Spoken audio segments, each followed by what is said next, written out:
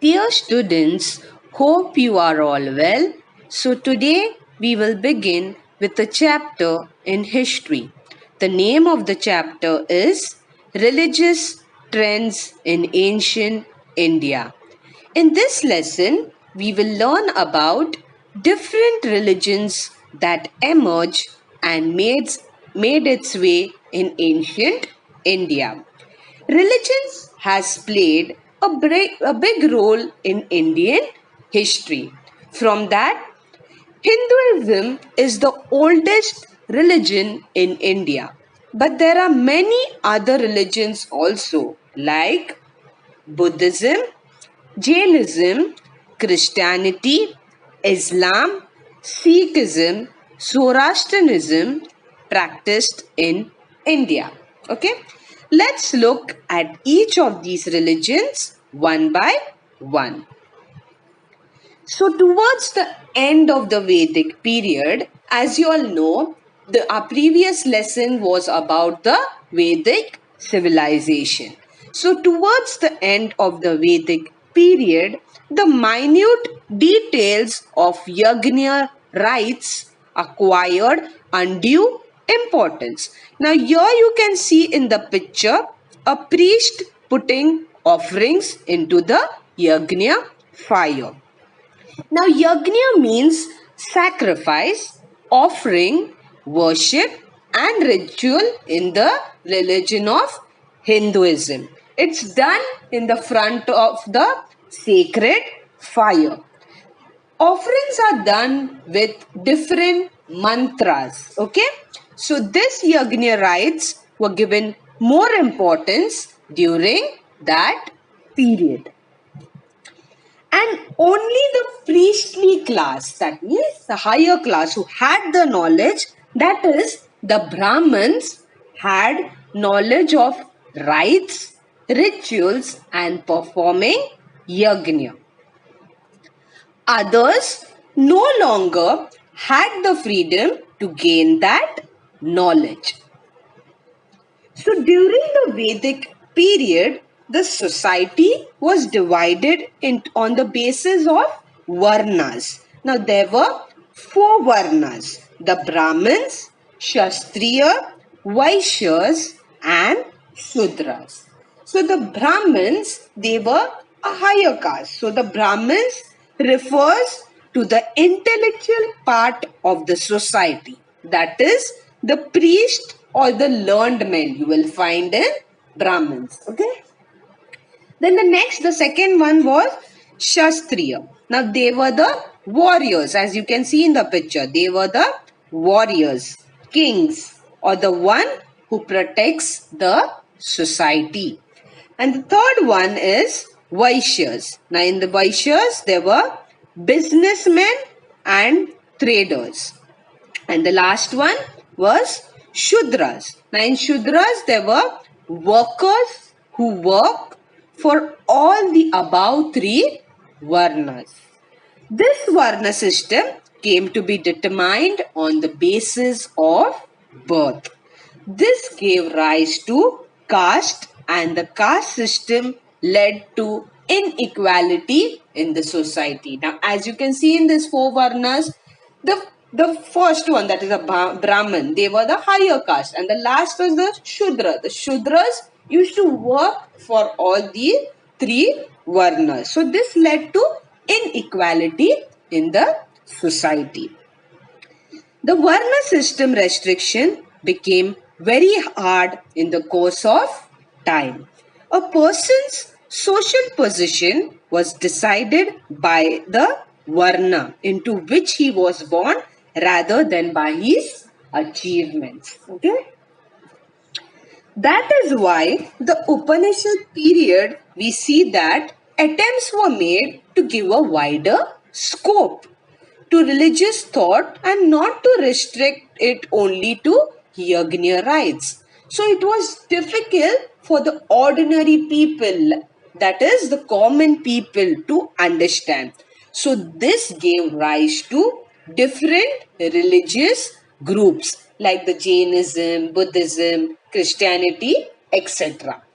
Okay, that emphasized Now, emphasize means to give importance. That gave importance to worship of particular deities. Now, deities means gods, god or goddesses. For example, now there were people who used to praise only that god. Okay, there were people who were the followers of that god. Like for example, the Shaiva sect, the Shaiva section were the worshippers of Shiva, and the Vaishnava sect were the worshippers of Vishnu. Okay, so there were different sections who used to worship different gods. Then, around the 6th century BCE, attempts were made to express religious thoughts in a way that the common man would understand it easily. Many people realized that every person is free to find ways of his own upliftment. This led to establishment of new religions. The work of Vradaman Mahavir and Gautam Buddha is of special importance among the proponents of new thoughts. Now let us gain some more information about Vradaman Mahavir and Gautam Buddha through this lesson. Let's move forward. Now, the religion we are going to learn is about Jainism. So, Jainism is one of the ancient religions in India. It is about 5,000 years old. This religion gives importance to the principle of non-violence. Now, what do you mean by non-violence? Non-violence means not harming oneself or others, not causing any harm to others, not hurting others is non-violence. Now, according to Jain tradition, a person who attained or gained knowledge, that is religious knowledge, is known as Tirthankar. So, what? According to the Jain tradition, a person who attained or who gives knowledge to other people is called as Tirthankar. Okay. Now there have been 24 Tirthankars in all. Vradaman Mahavir is a founder of Jainism. Okay, and he is the 24th Tirthankar in the Jain religious tradition. Okay. Then followers of Jainism do not worship any god. They do not worship any god, but they achieve goodness in themselves. They achieve goodness in themselves by defeating all the bad desires. Now, one rule of Jain tradition, of Jain religion is not to kill anything. They believed in fasting and meditation. So, what was the rule of Jainism? They did not kill anything. They believed in fasting and meditation. Next is Vradaman Mahavir. He was born in 599 BC in Kundagram, Vaishali, in the state of Bihar. Okay, he was born as a prince. This is a description of Vradaman Mahavir. He was born as a prince. His father's name was King Siddharth and mother's name was Queen Trishala. At the age of 30, he left his family and royal household and all things including his clothes to become a monk, to teach people about religion. What he decided at the age of 30, he left his family, he left his royal household. He was born in a rich family. He left everything and he went away to teach people about religion. He spent the next 12 and a half years in deep silence and meditation. He went without food for long periods. He carefully avoided harming other living beings, including animals, birds, and plants. He attained enlightenment after 12 and a half years. This knowledge was pure or keval. Therefore, he is known as Kevali. So the people call him as Kevali because his knowledge was pure. He was also called as Jinnah or conqueror because all the happiness and joy derived from physical comforts and all the material things did not have any impact on him. He did not want anything. Although he was from a rich family, he did not want any material things, any desires he did not have. He only wanted to help the people and to give knowledge about the religion. Okay? So Vradhaman is said to be as Mahavir. He is called as Mahavir because he had the resilience. Resilience means strength, capacity to conquer all passions. After the attainment of knowledge, he spent the next 30 years traveling barefoot around. Okay? After that, the next 30 years he used to travel to different places barefoot. Okay? Around India, preaching to the people the truth he realized. He attracted people from all walks of life. That means he gave knowledge to everyone. The rich and the poor, the king and the commoners, men and women, prince and princesses. He did not have any discrimination. To make it easy for the people to understand, he spoke to them in Ardha Magadhi. Now, Ardha Magadhi is a people's language. Ardha Magadhi is an ancient language of North India. He laid stress on good conduct. Now, what do you mean by good conduct? Good conduct means good behavior. The essence of his teaching for good conducts contained in Pancha Mahavratas, that is the 5 great vows and 3 Ratnas. We learn about these two things in detail in the next slides. Okay? The assembly held by the Tirthankar to preach to people was known as Samavasaran. Okay? Samavasaran was based on equality. People of all varnas had entry into it. That means when Vradhaman Mahavir was preaching, he used to give sermons on different religions.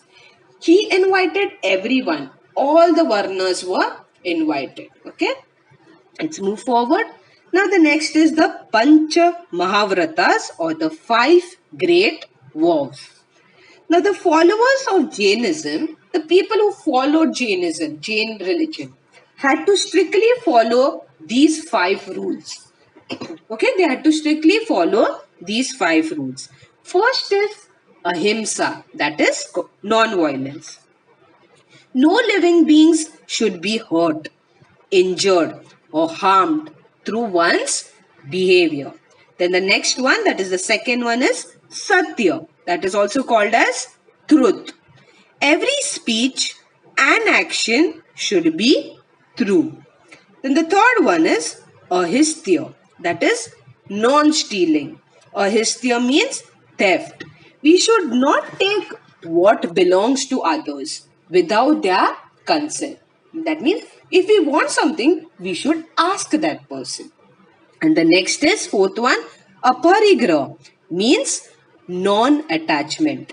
Aparigraha means hoarding, collecting, accumulating anything due to greed, right? Due to greed, we want that thing. For example, it may be property, money, food grains, anything. And the last one is brahmacharya, that is chastity.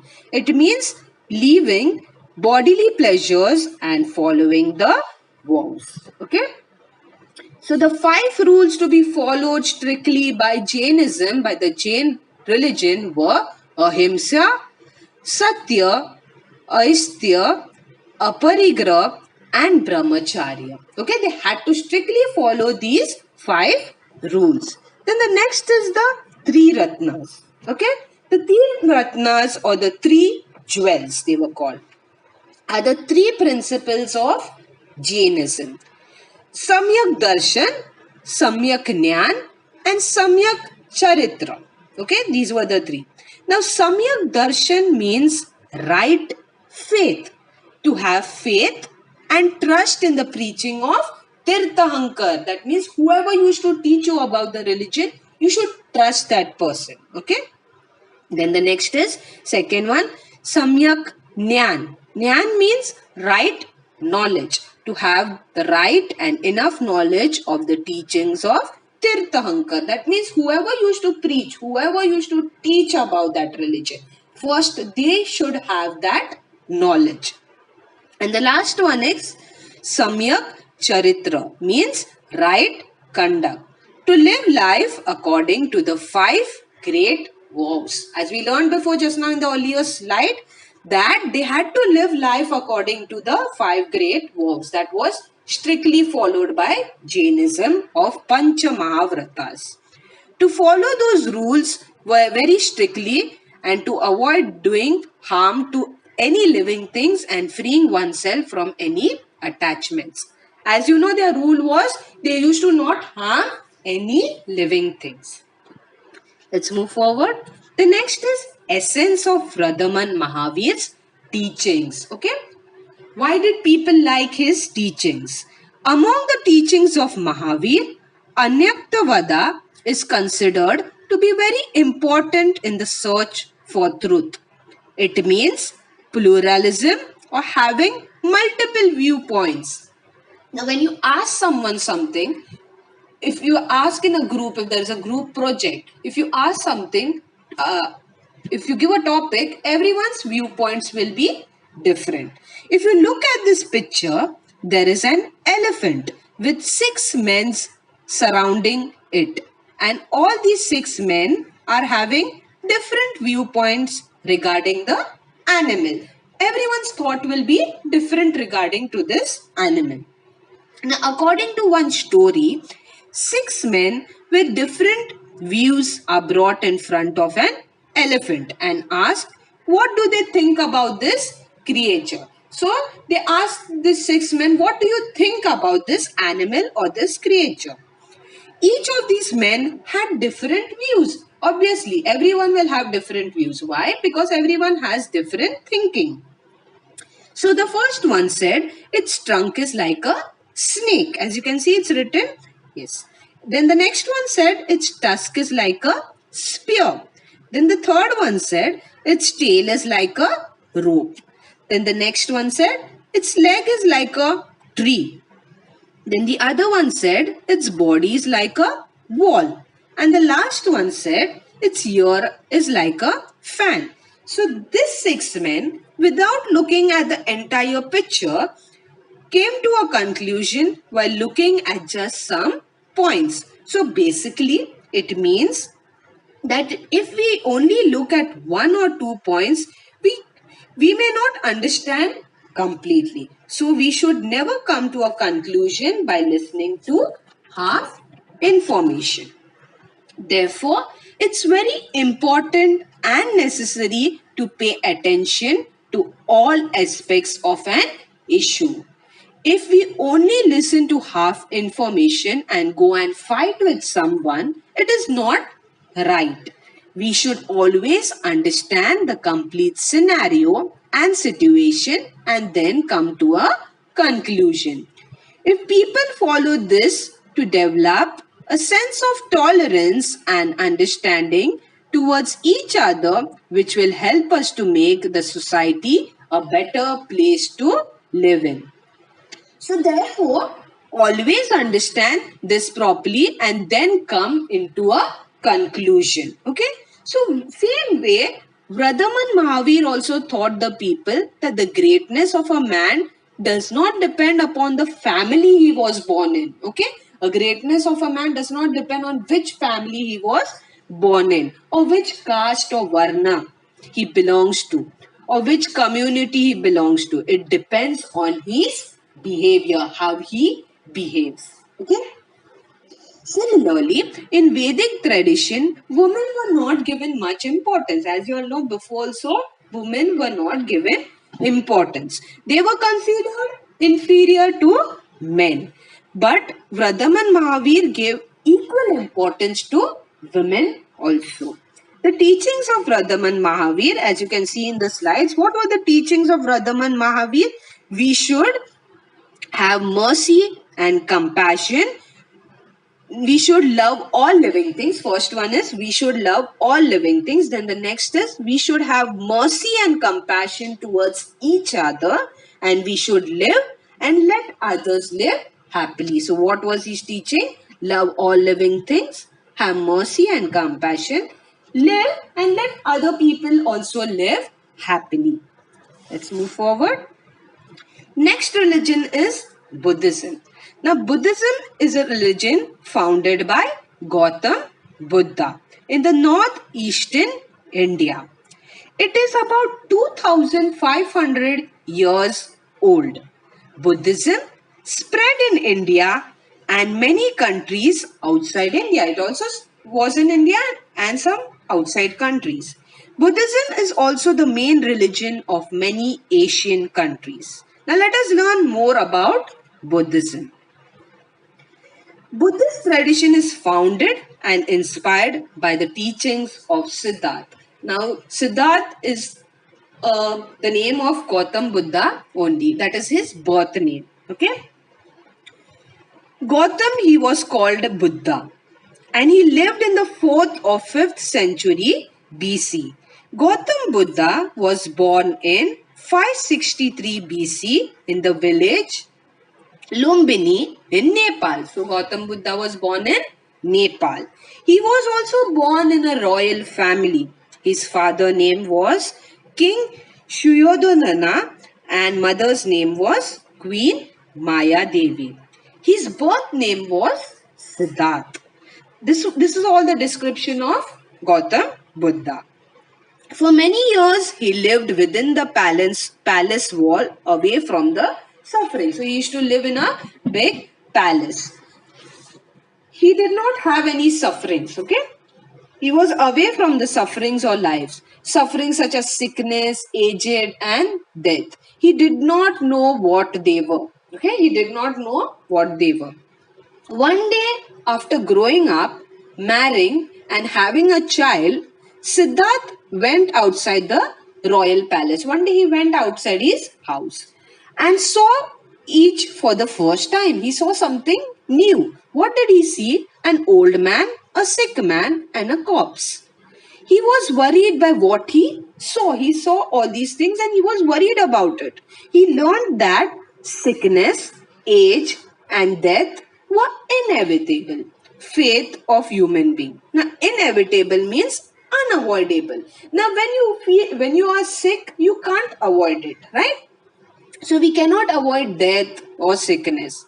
A faith, no one could avoid. If you want to avoid also, you cannot avoid sickness, right? Let's move forward. Now, after seeing the suffering of the world, Siddharth decided to leave all the pleasures of the royal family. So, like Vradhaman Mahavir, he also decided to leave everything. So, he decided to leave all the pleasures of the royal family. He left his home, family, and all the luxuries to attain enlightenment. Okay? He wanted to know why there is sorrow and suffering in human life. So he wanted to know why people are suffering. Okay. On Vaishaka Purnima, he was sitting in deep meditation under a peepal tree at Urevela near the city of Gaya in the state of Bihar. So he was sitting under a peepal tree. That is when he attained Bodhi enlightenment. That is when he attained knowledge, okay, or the highest knowledge. He attained knowledge of human life and thus he came to be known as Gautam Buddha. He attained knowledge of human life, that why people are suffering. Why people are suffering from different kind of diseases. So at that time, he attained knowledge of human life and thus he was called as Gautam Buddha. Let's move forward. Now this is a peepal tree, okay, under which Gautam Buddha attained enlightenment. This tree is now known as Bodhi tree, okay, now it's called as Bodhi tree or Bodhi Vriksha. And the place Urevla is known as Bodha Gaya, okay. So Gautam Buddha delivered his first sermon at Sarnath near Varanasi First sermon means first religious speech, okay? He gave to the people. His teaching in the sermon are termed as Dhamma. He set in motion in the wheel of Dhamma in this sermon. Therefore, this event is called as Dhamma Chakapavatan in Pali language. That Pali language, what is Pali language? Is the people's language. He used to give sermons in the people language so that they would understand it better. And Dharma Chakra Pavatan in Sanskrit language. Later he travelled on foot for nearly 45 years. He travelled on foot as Vardhaman Mahavir also travelled on foot. He also travelled on foot for nearly 45 years to preach Dharma to the people. He preached in the people's language, Pali. That was a language of people, Pali. He preached in that language to the people. Next is Arya Satya. Arya Satyas or the Noble Truth. Now the four noble truths taught by Gautam Buddha are known as Arya Satyas. It was this four principles that Buddha came to understand during his meditation under the Bodhi tree. The first one is dukkha, dukh or suffering. Now there is suffering in human life. You know that there is suffering in human life. Life is full of sufferings. The suffering may be in a form of illness, old age, fear of death, separation from loved ones. So these all are the different types of sufferings. Then the second is cause of dukh. The cause of suffering may be the desire to want more. If you how much you have, you are not satisfied with that. You want more. Greediness, ignorance, and hatred towards others. Right? Many people have this jealousy about others. Then the third is this suffering can be caused. It is known as dukh nivaran. Dukh nivaran. Okay? It is possible to end suffering. It is possible that you can end your suffering by removing all your desires. That means by removing all your greed, you can end your sufferings. There is no need to get jealous about other people. That is a way you can end your suffering. By removing all your desires and greed, and to remove these desires, we have to follow the eightfold path. Okay, there is an eightfold path which we will learn in the next slide. Okay, known as Pratipad. The fourth one is Pratipad. That is a fourth noble truth which will lead us to a good conduct and good behavior. It is known as the eightfold path. Okay, so these were the four truths given by Gautam Buddha. Let's move forward. Now, this is the eightfold path. Okay, the way that leads to the end of suffering. If you want to end your suffering, if you don't want to be greedy or you don't want to get jealous about other people. So this is the way that leads to end of suffering. That is known as the eightfold path. First one is right view. Known the truth. That right view means know the truth. The knowledge of four noble truths. Second is right intention or right resolve. Give up cruelty. Free your mind of evil. Okay, free your mind from all the evil. Then the third is right speech. That is refrain from telling lies. You should not lie. Say nothing that hurt others. Not to be rude. Okay, not to be rude, harsh and meaningless. Fourth is right action. That means or right conduct. That means you should show your right behavior. Right conduct. Work for the good of others. Okay? Work for good of others. Stay away from killing animals. What in right conduct you will come or right action? Stay away from killing animals, stealing and uncontrolled behavior. Not hurting others. Okay? Not to hurt others. That comes in the fourth one. That is right action. Then the fifth one is right livelihood. That means respect life.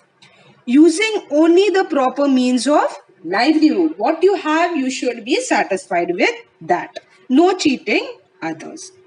Sixth is right effort. To resist evil.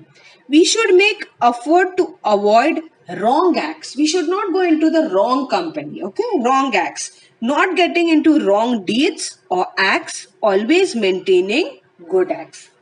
Then the seventh is right concentration. Practice meditation. Okay, what does this act say? Practice meditation. Experiencing deep meditation, which will help to develop a concentration. Okay, and the last is right mindfulness, means to control our thoughts. We should have a control in what we are thinking. We should always think good about ourselves and others. That is right mindfulness. We should always think good about us and about others. Let's move forward. Then Gautam Buddha asked people to follow 5 rules. Okay? He asked people to follow 5 rules. Now these rules are known as Panchashil. Okay? First one is stay away from killing animals. We should refrain from killing any living being. Okay? We should not kill any living being. Second one says stay away from stealing.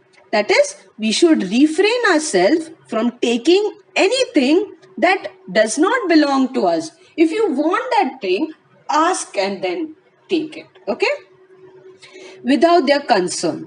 Third is stay away from unethical conduct. Now, unethical means wrong behavior or immoral behavior.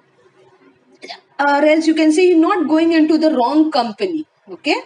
We should refrain from doing anything wrong. And the fourth is stay away from telling lies. We should always speak the truth. Okay? And the fifth one is stay away from intoxicants. Now, intoxicants means drugs such as alcohol, smoking, etc. We should stay away from that. We should avoid such habits and acts. These are known as Panchashil. So these 5 rules was given by Gautam Buddha to follow these 5 rules and not to do according to be a good behavior. We should show a good behavior. Let's move forward. Next is Bodha Sangha. Now Gautam Buddha created a Sangha or bhikkhus. Bhikkhus means followers to preach his religion. This group of bhikkhus were known as Bodh Sangha. Means Gautam Buddha's followers. They were called as bhikkhus, and that was known as Bodh Sangha. Followers who gave up their domestic life and families entered the Sangha. They are called as bhikkhus. Now, the Gautam Buddha's followers, who were his followers, they even left their life. They left their family and started following Gautam Buddha. So they were called as bhikkhus. Okay? The Gautam Buddha's followers. They who traveled on foot like the Buddha. They too traveled on foot like the same way like Buddha.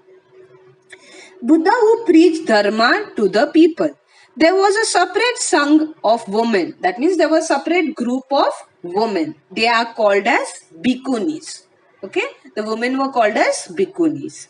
People of all varnas and castes could embrace Buddhism. That means there were people of all the castes invited to learn about Buddhism. Next is essence of Gautam Buddha's teaching. Now, Gautam Buddha did not discriminate or create any difference based on things like caste and varna. For him, everyone was equal. No one is greater or smaller by birth. He thought that there is no discrimination. Everyone are equal. Greatness. So what he thought is greatness depends on one's behavior or conduct. He should show his behavior, how his behavior. The only greatness depends on one's behavior. How does a person behave tells us about his greatness. He also preached that like man, women too have the right to their own upliftment and growth. He opposed rituals like yajna. His teachings of wisdom moral virtue, and other values are aimed at the welfare of the man, that is, well being, wealth, and happiness of man. Compassion for all living beings was an extraordinary feature of his personality. He was always kind and compassionate to every living thing in his world. He was also compassionate and kind to all living. Now you can see in this Gautam Buddha and Vardhaman's Mahavir's teaching are somewhat similar, right? He did not have discrimination. Both of them did not have discrimination. People of all varna and caste were invited, right? Let's move forward. That's your homework. The first one is Jainism is one of the ancient dash in India. Next is Pradhaman Mahavir left his home and all comforts for the attainment of dash. Next is where did Gautam Buddha deliver his first sermon? And the last is what is a parigraha? That's all for now. We will learn the next part of the lesson in the next video. Thank you for listening, children. Goodbye. Take care.